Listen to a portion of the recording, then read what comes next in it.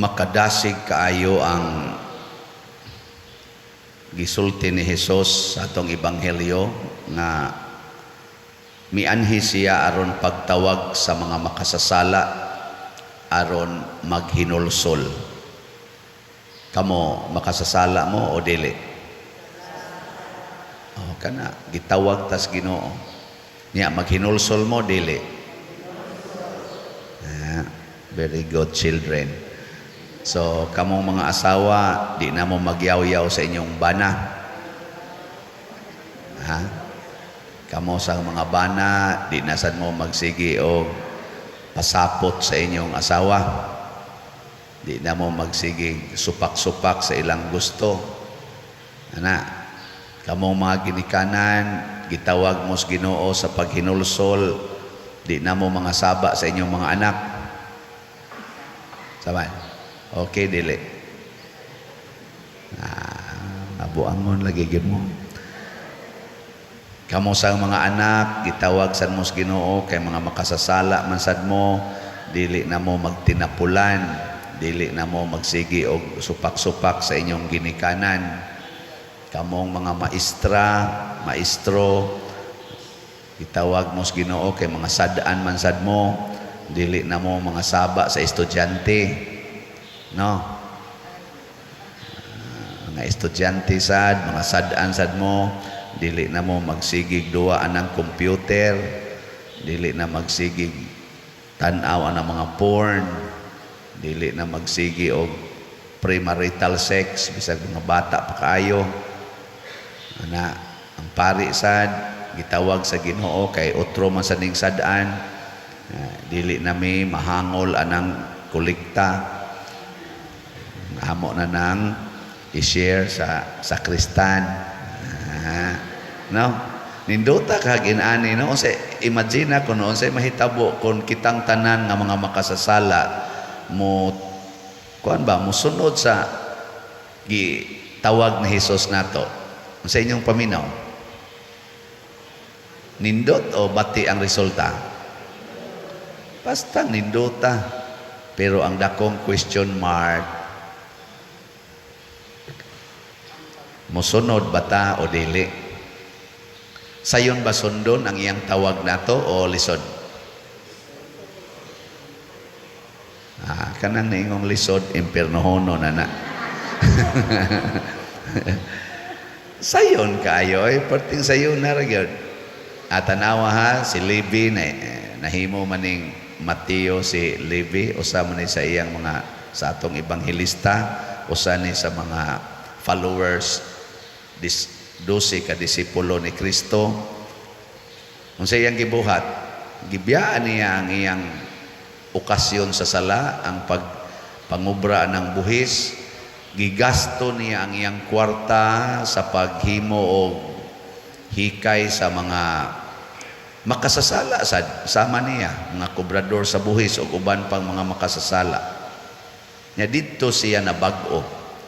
So ang makapahimo day natong santos sama ni San Mateo or si Levi, ang makapahimo natong santos or great saint, mao di ay ang ato sang paghatag og dakong gugma alang sa atong isig ka makasasala.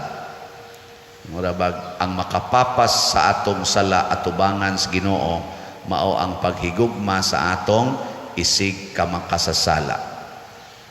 Sige, lingian na imong tupad. Hingna, so good karon higugmao na tika. Okay, makasasala mo po na. Sige na, hingna dayon. Wa ka kahibaw kung siyang sa, pero higugma alam. Mao bitaw diri sa atong unang pagbasa, ingon diri ang Ginoo, kun likayan ninyo ang pagdaog-daog, ang pagtulisok, ug ang daotang pulong. Kanus man mahitabo ning pagdaog-daog, pagtulisok ug daotang pulong kun ato nang kontrahon or ato nang sawayon o ato nang hukman nga daotan ang atong isig katao nga nakasala. Ragod anang imong bana mga bit or imong asawa mga bit, unsa mang pulong nga imong gamiton, Imo ba ng tulisokon? Imo ng daog-daogon? Imo ng hatagag daotang pulong? Patay ka diya. Likay na. So, magsakpan nimo imong asawa na ngabit, niya, bana ka nga gustong mabuutan, imong angkonon, nga parihasag ka sa imong asawa, makasasala. Di ba? Niya, ang sama imong isulti. Sige, nga bana. Ang sama imong isulti sa imong asawa. Moingon ka, wa kay uwaw. Animal ka. Hugaw ka. Kaluod sa imong naong. Mana ka? Ayaw.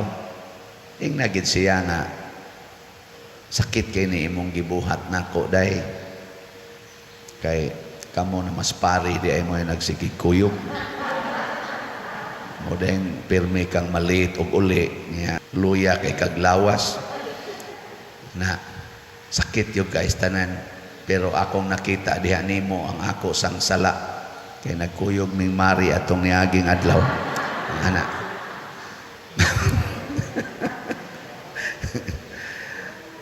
O na nakita nako ang bunga sad sa akong pagka makasasala dili ay makaingon sa dang imong bana mo tingali ni ang bunga sa sige sa nakong panugal, sa sige nakong hapyod sa manok nawa na kumuhapyod nimo ana.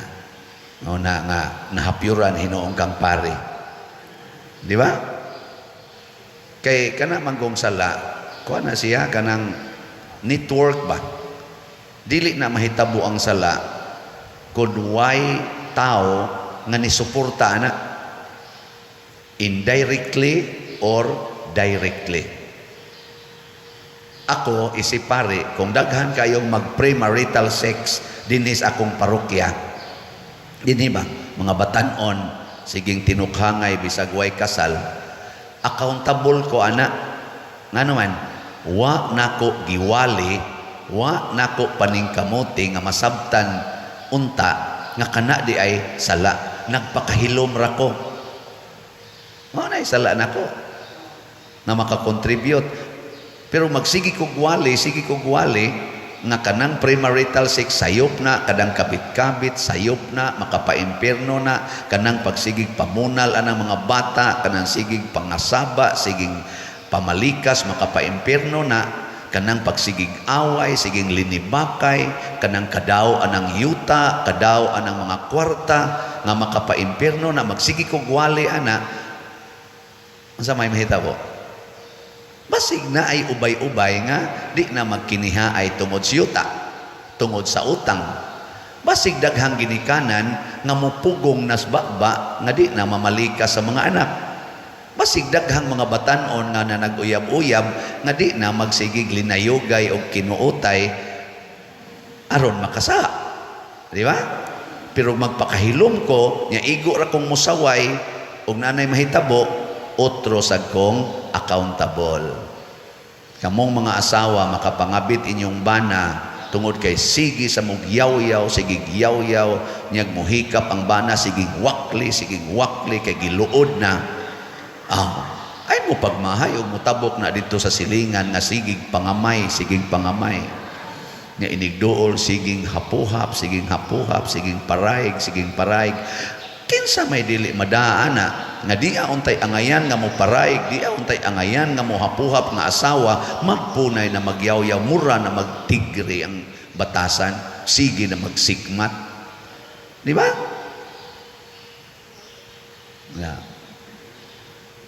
Tutok-tutok ba muna ko? Muna, likay. Matod pa ni Jesus, likay.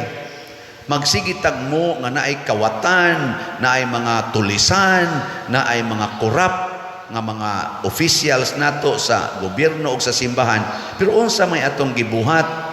Matod pa diri sad, kung pakanon ninyo ang mga gigutom, hatagan ang makabos sa ilang gikinahanglan, musidlak kamo. Magway mangawat nga sige masatag kinuralay sa atong balay, no trespassing man, bisag bungas bayabas, din amang kamuhatag sa imong silingan, imo namang pusilon o mukuha ng bungas bayabas nga, maura intaw na ilang ipamahaw.